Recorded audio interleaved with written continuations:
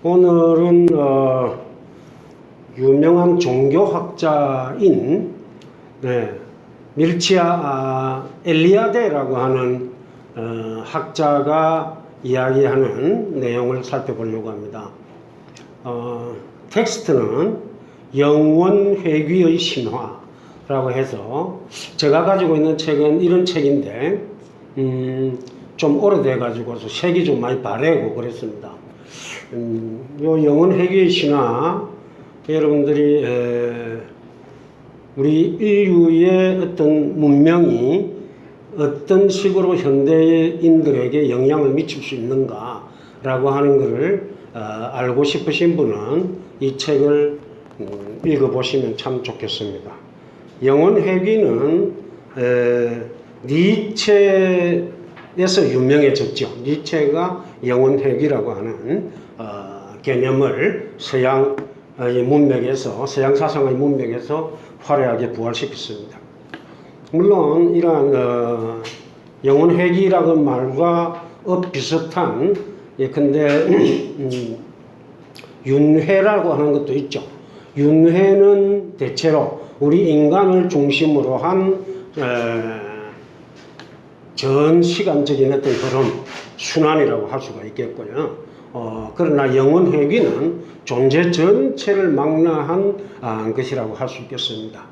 굳이 우리 동양에서 아주 유사한 어떤 사상을 찾자면 불교에서 말하는 영기론 이런 것들도 일정하게 영원 회귀라고 하는 시간의 상 아래서 보면 좀 더 입체적으로 이해될 수가 있다 하겠습니다. 근데 이 책에 보면 이 책에서 엘리아데가 기초로 삼고 있는 신화 내용은 바빌로니아 신화입니다. 우리가 지난 강의 시간에 길가메시 서사시 했을 때는 수메르였습니다. 그죠? 수메르인데 또 세월이 한참 흘러가지고 메소포타미아 지방에 흘러가지고 드디어 기원전 약 18세기 정도에 바빌로니아가 바빌론이라고 하는 도시를 중심으로 해가지고 어마어마한 문명과 문화를 건립하게 되는 거죠. 거기에 가장 유명한 인물이 이른바 이제 함무라비 대왕, 함무라비 법전으로 유명한, 그죠? 눈에는 눈, 이에는 이라고 해서 처벌 방식을 묘한 말하자면은 뭐라 합니까? 그거를 대응하는 방식으로 이렇게 처벌을 가한 그런 법을 만든 인물이 함무라비 대왕이죠. 그 함무라비 대왕이 지배하던 시기가 기원전 18세기인데 그때의 이 바빌론이라고 하는 도시국가의 수호신이 있지 않겠습니까? 옛날에는 대체로 도시국가가 있고 그것이 번성하게 되는 데에는 수호신의 역할이 큰 걸로 해석을 당대 사람들은 하게 되는데요. 요 바빌론의 수호신이 누구냐 하니까 마르두크입니다. 마치 아테네의 수호신이 아테나의 여신인 것처럼 죄송합니다. 입이 자꾸 말라가지고 노화에 아주 안 좋은 현상 중에 하나입니다만 이 마르두크라고 하는 수호신 이를 중심으로 해서 말하자면은 바빌론 전체의 종교적인 행사라든지 말하자면 축제라고 요즘은 이야기될 수도 있겠습니다만 종교적인 의례가 말하자면 이루어졌다 하겠습니다. 그런데 이 마르두크에 관한 이야기가 당연히 그 당시에 상당히 활발하게 많은 도시국가의 시민들한테도 알려졌을 것이고요. 그래서 그 기록이 이루어져야 하는데 그 기록의 내용, 기록물의 제목이 뭐냐 하니까 에뉴마 엘리시라고 하는 겁니다. 에뉴마 엘리시,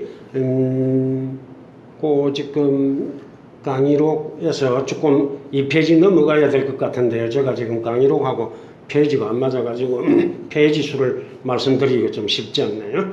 에뉴마 엘리시라고 하는 7개의 고대 점토판이 이제 발굴이 되었는데 그 점토판에 새겨진 내용이 바로 이 바빌론의 수호신인 마르두크를 둘러싼 이야기가 되겠습니다. 이 이야기가 기술된 연대는 대체로 학자들의 연구에 의하면 기원전 7세기 정도로 잡는 모양입니다. 기원전 7세기 정도의 이 에니마 엘리시라고 하는 마장 점토판에 새겨진 것들이 이제 메소포타미아에 새겨졌다 이렇게 추정을 하는데요. 이야기 내용은 그 점토판에 새겨진 이야기 내용은 기원전 18세기 바빌로니아의 번성한 바빌로니아의 용성기라 할까요? 그럴 때에 말하자면 있었던 신화적인 이야기를 담고 있다라고 하는 겁니다. 그런데 이 엘리아데가 이 마르두크를 중심으로 한 바빌로니아 신화를 나름대로 현대화시켜서 분석을 하는데요. 그거에 오늘 우리가 나중에 살펴보게 될 핵심 주제가 될 것 같습니다. 우리가 지금 인문 독서 아카데미, 철학 아카데미에서 시행하는 독서 아카데미의 큰 제목이 신화의 인문학적 가치를 묻다잖아요. 인문학적 가치, 이것은 우리 인간의 인간됨과 그 인간됨을 바탕으로 한 인간 삶의 어떤 문화적인 가치 이런 것이라고 할 수가 있겠습니다. 그런 걸 염두에 두고 신화에 좀 들어가 보도록 하겠습니다. 지금 모든 신화는 대체로 뭡니까? 창조에 관한, 우주 창조에 관한 혹은 우주의 생성에 관한 이야기가 들어있는 거죠. 그래서 그 우주 생성에 관한 이야기를 간단하게 해보고 싶습니다. 그래서 이제 이 부제로, 오늘 강의록의 부제로 바빌론의 창조 신화, 디아마트와 마르두크의 투쟁이다, 이렇게 제목을 붙여봤는데요. 그 부분에 관해서 이야기를 하려고 합니다. 여러분들 강의록의 그 에뉴마 엘리시의 첫 점토판에 있는 이야기를 인용을 한 부분이 있습니다. 한번 읽어보도록 하겠습니다. 제목은 지고한 때, 말하자면 시간 또는 뭐 시기 이렇게 되겠습니다만 우리말로는 때 크는 게 있죠.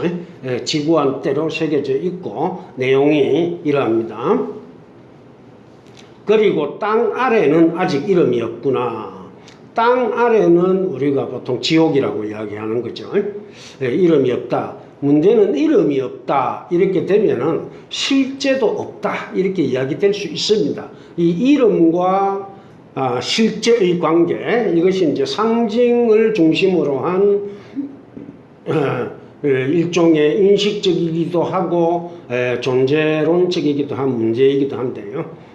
이름이 없다라고 하는 것은 실제가 형성이 안 됐다라고 보면 되겠습니다.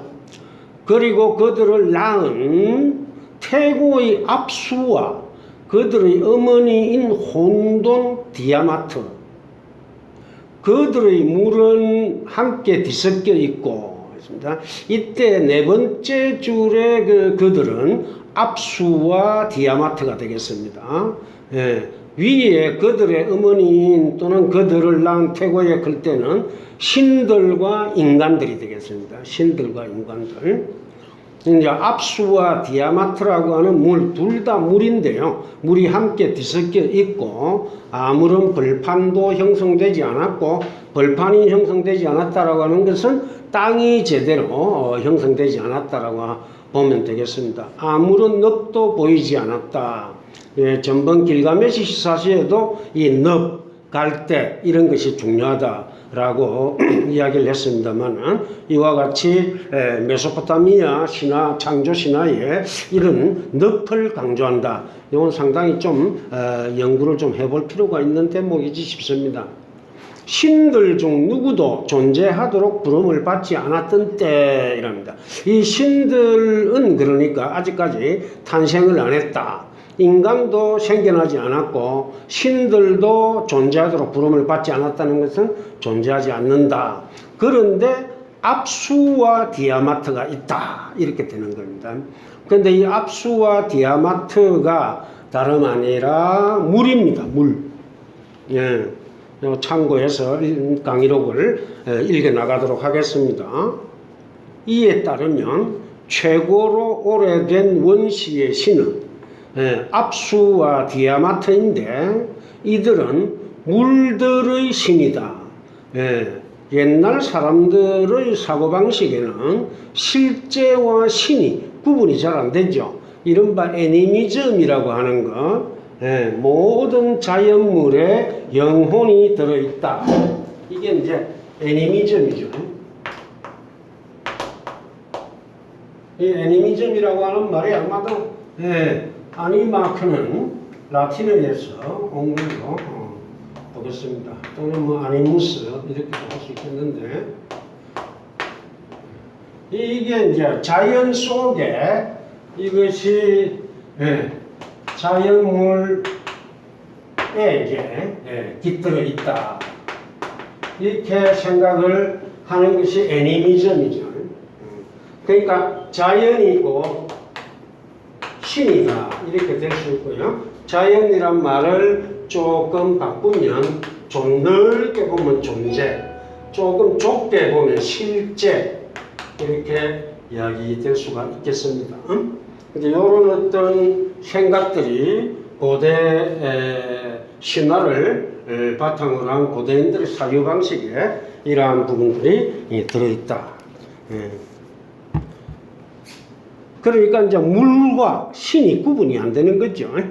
그래서 어쨌든 물이라 해도 되겠고 물의 신이라 해도 되겠습니다.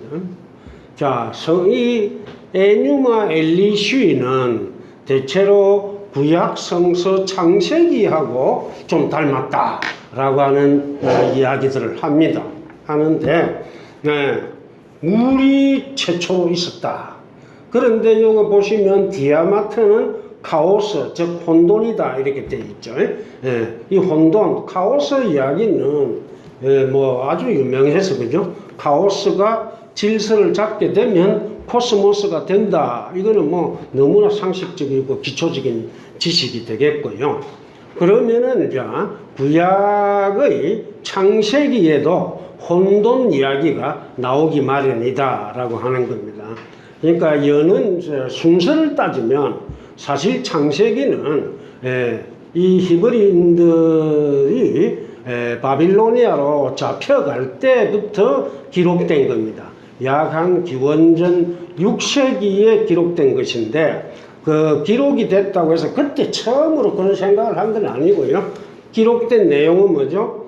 이 입을 통해서 기로 전달되고 해서 이른바 구전된다고 말씀하지 않습니까? 입을 통해서 전달된다.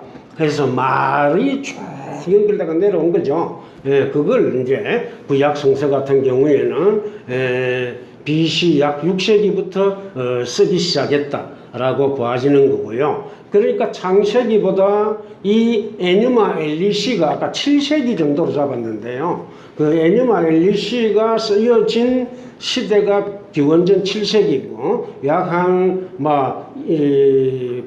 1세기 이후 정도에 구약 성서가 써졌다라고 볼 수 있는데 에뉴마 엘리시가 써질 때에도 점토판에 기록될 때에도 어떻게 했습니까? 그 전에 쭉 구전된 내려오는 이야기 약 한 기원전 18세기의 이야기라고 하니까 만약에 7세기에 썼다고 한다면 약 한 1100년 동안 쭉 내려온 이야기를 정돈해서 썼다 이렇게 볼 수 있겠습니다.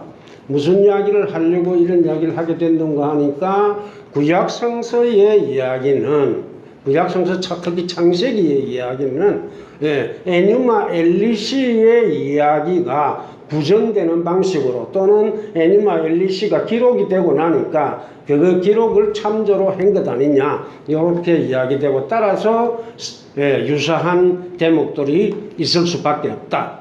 그걸 한번 찾아보자 이렇게 이야기된다는 거죠. 왜 이런 이야기를 좀 중요하게 여기느냐 하면요. 유대 기독교 또는 이슬람교까지 포함되겠습니다만은 이러한 유대인 이 유대 기독교 내지는 이슬람교의 유일신 종교가 이 대체로 구약 성서를 경전으로 삼고 있는데 그들의 생각에 따르면 이 창세기가 하나님의 계시에 의해서 써진 것이고 따라서 1.1획도 한 점 하나도 또는 뭐 글 쓸 때 줄 끊는 하나도 틀림이 없다라는 식으로 이렇게 이야기를 하고 그러니까 창세기 특히 뭐 이렇게 모세 오경을 주장하는 바에 따르면 모세가 하나님의 계시를 받아서 이러한 창세기 이야기를 썼기 때문에 그 이야기는 그 이전의 이야기하고는 무관하다라는 식으로 생각을 하여서 말하자면 성서를 절대화하려고 하는 요게 있는 거죠. 그런데 만약 구약 성서의 특히 창세기의 초반의 이야기가 저번에 길가메시 서사시 할 때도 홍수 이야기를 했습니다만은 그런 내용들이 이전부터 내려오는 이야기들이 변형되고 정돈된 것이다 라고 하게 되면은 성서라고 하는 거룩한 이른바 경전이 상대화된다 라고 하는 것 때문에 이른바 유대 기독교인들이 싫어하는 거죠. 그러나 우리가 이 문학적인 어떤 관점을 가지고 볼 때에는 얼마든지 그런 문명과 문화의 전승이 돼 내려와서 모든 어떤 경전들이나 이런 것들이 형성된다라고 하는 일종의 상식입니다만은 그걸 받아들일 수밖에 없다라고 하는 겁니다. 그래서 그걸 바탕으로 해서 비교를 하게 되는 거죠. 에뉴마 엘리시와 창세기를 비교해 봅니다. 그래서 우리가 성서의 창세기를 잠시 봅니다. 태초에 하나님이 천지를 창조하셨다. 그런데 창조하셨다 한 것은 창조하고 난 뒤 이런 뜻이 아닙니다. 잘 보시기 바랍니다. 땅이 혼돈하고 공허하며 이건 창조하기 전의 이야기입니다. 땅이 혼돈하고 공허하며 어두움이 시면 위에 있고 하나님의 영은 물 위에 움직이고 계셨다. 여기에서 혼돈, 공허, 시면, 물 이런 것들이 나오는 거죠. 그래서 땅이 혼돈하고 공허하다 하는 것은 아직까지 벌판이 형성되지도 않았고 땅 아래에 어떤 이름도 없고 등등하고 관계가 있겠습니다. 혼돈, 카오스죠. 혼돈하고 공허하며 그런 것이 이 에뉴마 엘리시 위에 나오는 카오스 티아마트하고 연결이 된다고 보면 되겠고요. 근데 하나님의 영은 물 위에 움직여 계셨다. 이게 이제 흥미로운 대목인데요. 하나님의 영이 물 위에 움직여 계셨다라고 하니까 하나님의 영과 물을 동일시 할 수는 없을 것 같은 느낌이 듭니다. 하지만 물 위에 영이 움직인다는 이야기는 물이 없이는 하나님의 영이 존재할 수 없다. 이런 말로 강하게 번역이 가능합니다. 해석이 가능합니다. 그래서 그렇게 이제 보면 에뉴마 엘리시가 물로부터 창조가 시작됐다라고 하는 것하고 연결이 된다 이렇게 봅니다. 자, 아무튼 에뉴마 엘리시의 압수와 디아마트라고 하는 두 물의 신이 나오는데요. 이 물은 오늘날 우리가 보고 있는 바닷물이나 강물이 아니고요. 바닷물이나 강물 추정컨대 바닷물이나 강물을 활용을 해가지고 그 이전에 원초적인 물이 있어가지고 바닷물과 강물이 생겨난 것 아니냐 이런 겁니다. 그 전에 그러니까 세상이 창조되기 전의 물입니다. 근원적인 물이라고 하겠습니다. 보통은 또 신을 이야기할 때는 항상 근원, 오리지널리티, 오리진, 모든 것에 이제 first 오리진 해야 됩니까? 제1원인, 기원, 이런 걸 이제 생각을 하죠. 그런데 LUC에 따르면 그런 태초 이전의 물이 바로 압수와 디아마트이고 이 둘이 서로 뒤섞여 있어가지고 엉겨 있었다 이렇게 말합니다. 하지만 좀 더 살펴보면은 압수신은 민물, 강물, 민물의 신이고 디아마트는 짠물의 여신이었습니다. 그러니까 압수신은 남성의 신이고 디아마트는 짠물, 즉 바닷물의 여신이다 이렇게 볼 수 있겠는데요. 모든 식물은 바닷물로 가지고는 키울 수가 없죠. 그러니까 민물의 신인 압수신이 모든 또 식물의 생명의 신이 된다 이렇게도 보겠습니다. 자, 이 기록에 따르면 조금 빨리 읽겠습니다. 다른 신들, 근데 지혜의 여신이라고 되어 있는데 여신이라고 보면 안 될 것 같습니다. 여신이 아니고 남성의 신인 것 같습니다. 지혜의 신인 에아와 그의 형제들은 디아마트의 거대한 몸에 붙어 있었던 것으로 되어 있습니다. 이 에아와 그의 형제들이라고 하는 이 신들은 수메르 신들입니다. 수메르 신들인데 이게 이제 역사가 흘러가지고 바빌로니아가 거대한 권력을 지게 되고 메소포타미아를 지배하게 되니까 이전의 신들은 뭡니까? 좀 수준 떨어지는 신들이라든지 또는 진정한 바빌로니아의 신에 의해서 파생적으로 생겨난 신이라든지 이런 식으로 신화를 바꾸는 거죠. 그래야만 자신들의 신이 진정한 신이고 나머지 원래의 신들은 수준이 떨어지는 신이다 이렇게 되니까요.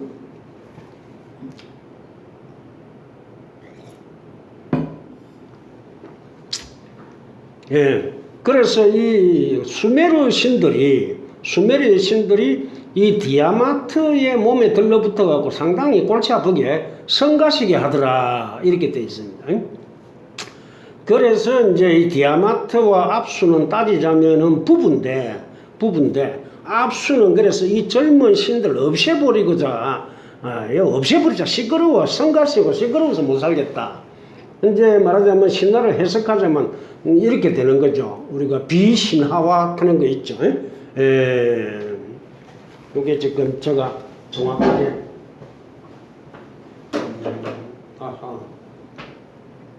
이제 어디가 그랬나?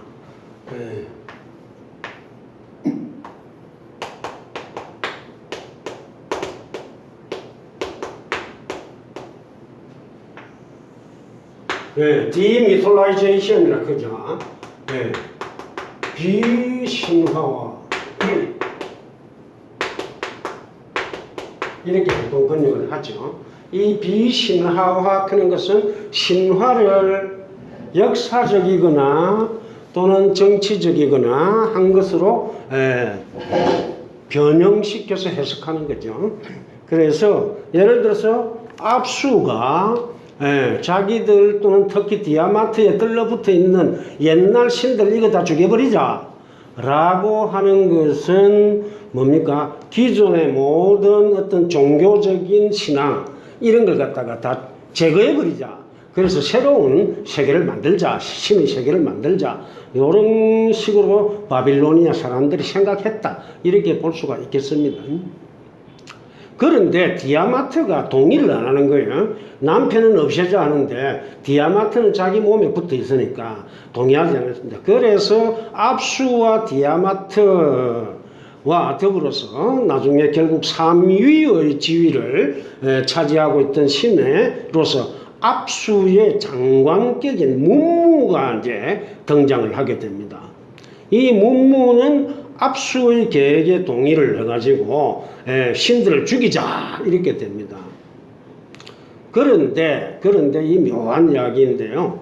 이러한 압수와 문무의 계획, 즉 이전의 신들을 다 없애버리려고 하는 그 이전의 신들이 디아마트의 몸에 막 덕지덕지 붙어 있는데 없애버리려고 한다라고 하니까 이 디아마트는 없애면 안 된다라고 했잖아요.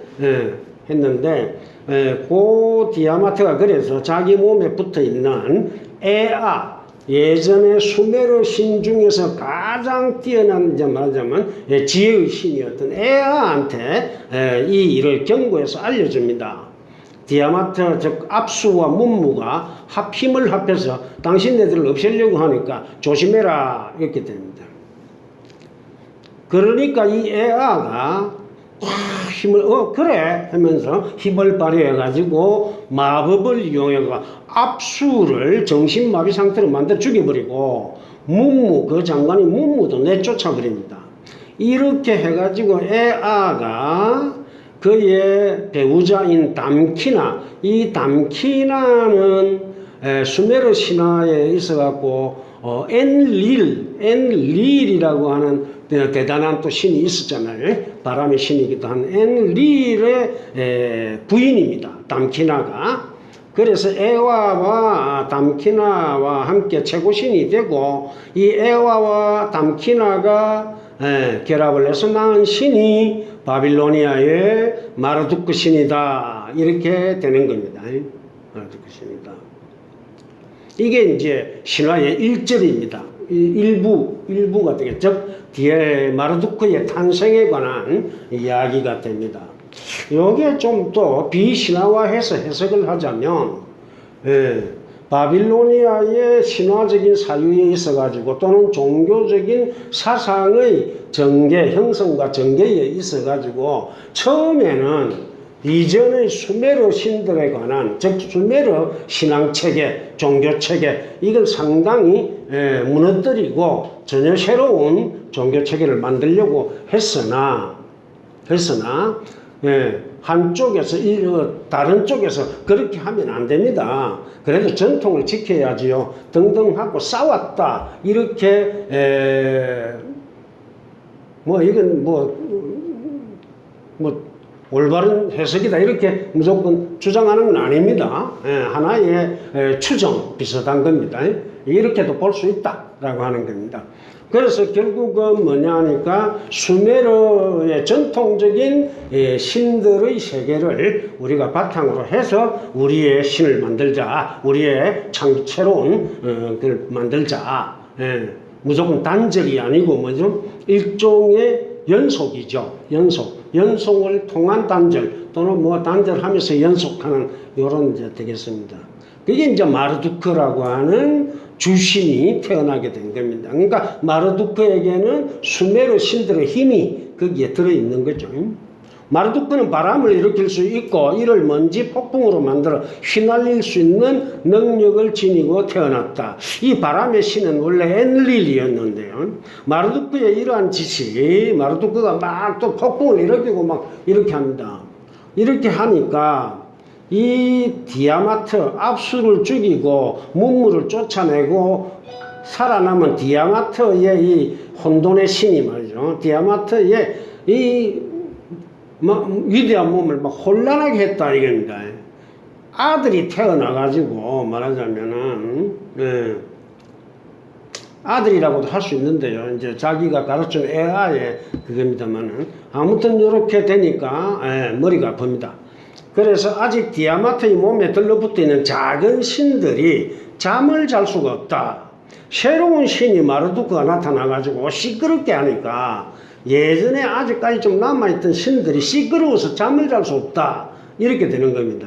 이것도 해석하자면 새로운 신의 세계와 이전의 신의 세계가 격돌을 한다. 이렇게 보게 되겠습니다. 이 작은 신들이 그래갖고 이제 디아마트를 꼬드겼다는 겁니다.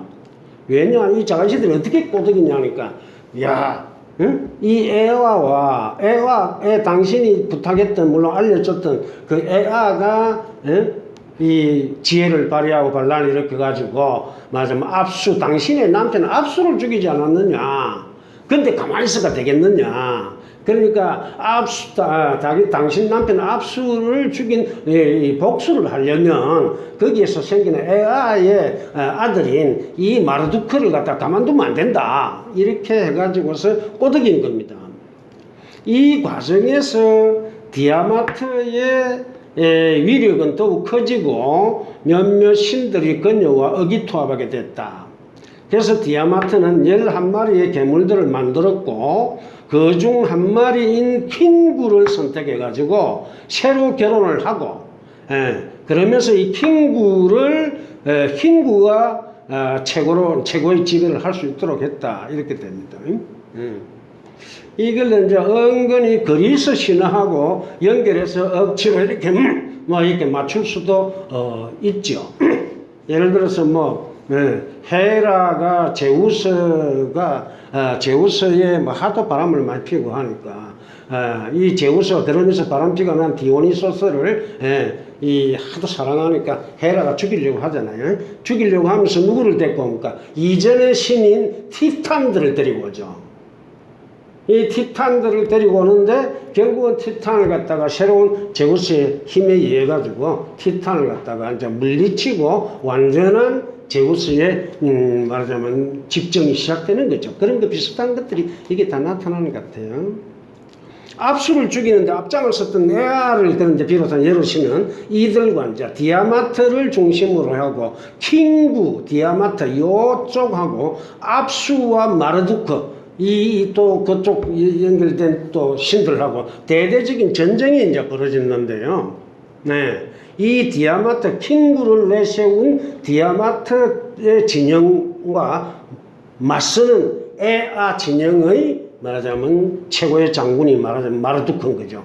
그래서 킹구와 마르두크가 대대적인 이제 전쟁을 벌이게 됐다라고 보면 되겠습니다. 근데 이 킹구는 압수와 디아마트의 아들이라고도 하고 압수가 죽은 뒤에 디아마트가 만든 괴물 중에 하나라고도 하고 그러는 모양입니다. 그런데 이 디아마트가 킹구를 전쟁에 내세우면서 좀 재밌는 뭔가를 하나 붙여놨는데 운명의 세 가지 서판, 운명을 써놓은, 즉 운명은 일종의 미래에 대한 계시지요. 그 서판이라고 하는 게 그거를 갖다가 가슴에다가 매달아주고 이게 마치 방패인 것처럼 혹은 무슨 부적처럼 해가지고 위력을 갖도록 해가지고 야 나가서 마르두크하고 싸워라 이렇게 됩니다. 그런데 이 마르두크는 새로 태어난 신이고 아까 폭풍의 신이고 바람의 신이라고 했습니다만은 또 이제 한번 봅니다. 그래서 마르두크는 활을 만들고 이들을 없애기 킹구하고 싸우기 위해서 활을 만들고 화살들에게 깃을 붙이고 화살에 깃이 붙어 있다. 이게 상당히 발전된 형태죠. 깃을 붙이고 철퇴를 끊어지고서 그의 몸을 화염으로 두르고서 전방을 향해 빛을 발하게 되었다. 그래서 제우스하고 좀 생각을 해볼 수도 있겠습니다. 제우스가 번개의 신이라 번개를 창으로 막 했다 그런 거 아닙니까? 근데 화염을 두르고 샀고 이게 이제 어마어마한 힘이죠. 아울러 디아마트를 포획할 수 있는 거대하고 튼튼한 거물을 만들었다. 사방의 바람들을 불러 모아고 7가지 종류의 폭풍, 원래 바람의 신이니까 필요에 따라서 다양한 해오리도 있고 여러 가지 있겠죠. 이런 종 폭풍. 그러면서 최고의 무기라고 하는 홍수의 폭풍을 일으키면서 싸움에 나섰다. 이 홍수의 폭풍은 이제 어마어마한 사건이 이 홍수잖아요. 메소포타미아에서 그거하고 또 관계가 있는 것 같습니다. 아무튼 홍수는 두 가지 의미를 갖죠. 홍수가 일어나면은 어마어마한 위해를 가해가지고 문제를 일으킵니다만은 홍수가 잔잔해지고 나면 뭡니까? 이른바 삼각죽 해갖고 이게 기름진 땅이 생기는 거죠. 이런 이제 묘한 이중적인 어떤 힘을 갖고 있는 게 홍수라고 하겠습니다. 그런가 하면은 네 마리 말이 이끄는 폭풍의 마차다 사건이에요. 그 다음에 마르두크가 입술로 말에게 주문을 꽉 물고서 독을 막아낼 수 있는 풀을 한 손에 거머쥐고 등등 해가지고 필요한 싸움에 필요한 것은 다 가지고 있습니다. 그런데 그래가지고서 이제 킹구를 앞세운 바다의 암룡 디아마트는 짠물의 여신이라 했죠. 짠물. 바다의 그러니까 여신인 겁니다. 원시 바다의 암룡인 디아마트. 이 용이라고 되어 있습니다. 디아마트에게 도전을 해가지고 결국은 디아마트를 사로잡고 자신의 폭풍으로 디아마트를 갖다가 한 방 때려버리니까 바다가 쩍 갈라지듯이 말이죠. 세게 막 하면 막 폭풍을 세게 내리치면 바다를 내리치면 바다가 막 엉망진창이 되겠죠. 이래가지고 이제 죽여버렸습니다. 그리고 킹구까지 이제 죽여버리고요. 그 다음 이제 좀 중요한데 이 킹구의 피를 이용해 가지고 인간들을 창조했다 이렇게 됩니다. 그러니까 우리 인간들은 이 킹구의 피를 이어받았다. 이거는 뭔 말인가 하니까 패배자의 피다 이렇게 되는 거죠. 패배자의 피다. 그러니까 마르두크를 중심으로 한 이 승리자는 그야말로 신들의 세계를 확실하게 구축하게 되고 이제 패배한 신 킹구의 피를 이어받은 자들은 인간으로 되어가지고 이제 지배를 받게 된다 이렇게 되는 거죠. 그리고 킹구가 가슴에 두르고 있던 운명의 서판을 이 마르두크가 가져가 가지고서 일체의 일들에 관한 흐름이랄까 앞으로 미래에 대한 예언 등등 또는 뭐 법칙, 규칙 이렇게 섭리 등등 계시 등등 해도 되겠습니다만은 그런 것들을 주재하게 되었다. 그럼으로써 최고의 신이 된다 이런 겁니다. 그런데 이제 그 다음부터 다시 또 이제 제2의 창조, 인간이 창조되면서 제2의 창조가 이제 이루어집니다. 완전히 승리를 거둔 뒤 마르두크는 죽은 디아마트의 몸을 갈랐다 이렇게 되어 있고요. 죽은 디아마트의 몸을 갈라가지고 땅과 하늘을 만들었다 이렇게 되고 그 다음에 달력을 만들었다. 달력을 만들고 난 뒤에 혹성들과 별들을 만들고 달과 해 그리고 계절을 조절했다. 이 달력을 만들었다라고 하는 부분을 우리가 어떻게 해석해야 될까 하는데요. 요거는 말하자면 시간을 만들었다. 시간을 만든다고 하는 것이 뭐냐 하니까 혼돈은 두 가지가 뒤섞여 버린 거죠. 하나는 공간에 구획이 전혀 지어져 있지 않다라고 하는 점에서 혼돈, 카오스고요. 그 다음에 시간에 앞뒤라든지 뭐 이런 게 전혀 적용되지 않는 그게 이제 카오스죠.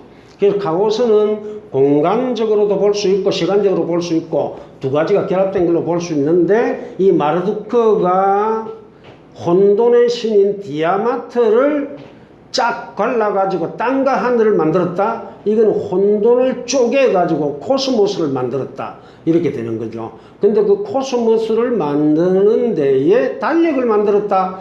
이거는 시간을 순서대로 시간을 만든다. 그걸 바탕으로 해서 이제 혹성, 별, 달, 해 이런 것들이 규칙적으로 움직이도록 했다. 이렇게 이제 이야기가 되겠고 그에 따라서 계절이 성립한다 하겠습니다. 그래서 달력이 계절보다 먼저다. 이게 참 흥미로운 어떤 내용이 되겠다 합니다.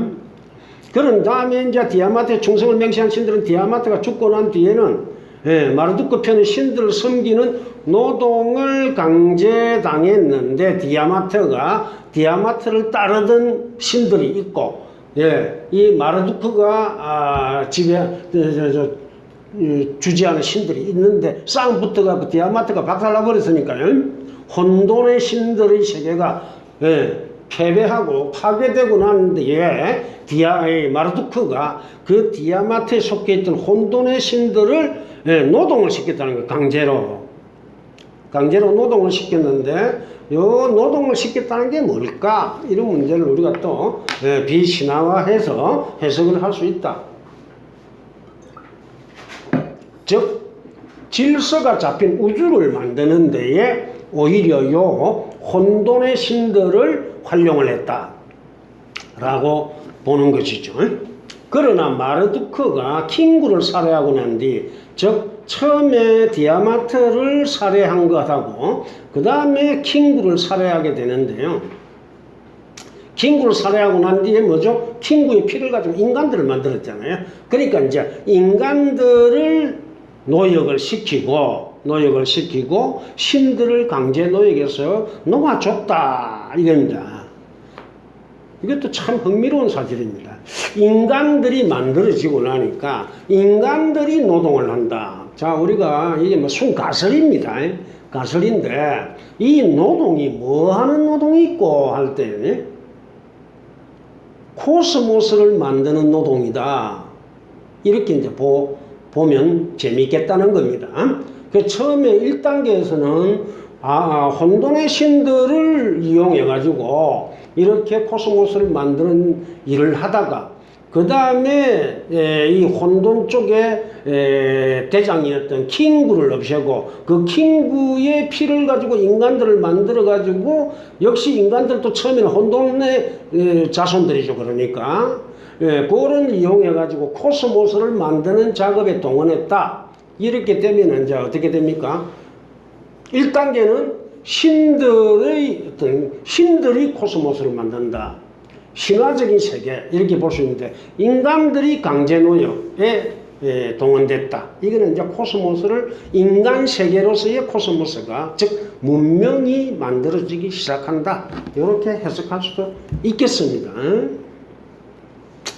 결국에는 이 마르두크가 수메르 아카디아 신화에서 가장 강력한 힘을 지녔던 엔릴, 원래 아누라고 하는 신이 최고의 신인 걸로 알려져 있습니다만은 수메르 아카디아 신화에서 아누가 중요한 신인데 현실적으로 힘을 발휘하는 최고의 신은 엔릴이라고 볼 수 있습니다. 그런데 이 마르두크가 이 바빌로니아 신화에 와가지고 마르두크가 등장하면서 이 마르두크는 아누의 말하자면 옛날에 최고신이었던 아누의 화신이다. 이렇게 되기도 하고 엔릴의 화신이다. 이렇게 되는 겁니다. 그래서 형식과 내용 전체를 아우르는 그런 최고의 신이 이제 메소포타미아에 바빌로니아에 이제 등장하게 됐다. 그러니까 이렇게 보면은 바빌로니아 문화가 또는 그 문화에 포함되어 있는 종교적인 사상이나 또는 뭐 철학적인 사상이라고도 요즘 말로 할 수 있겠습니다만 그러한 사유의 체계들이 훨씬 더 좀 강화되었다. 이렇게 볼 수도 있겠습니다. 그 다음에 두 번째는 에뉴마 엘리시와 창세기의 유사성 요 부분이 있는데요. 이 부분을 하고 쉬었으면 좋겠는데 그냥 일단 10분간 쉬도록 하겠습니다.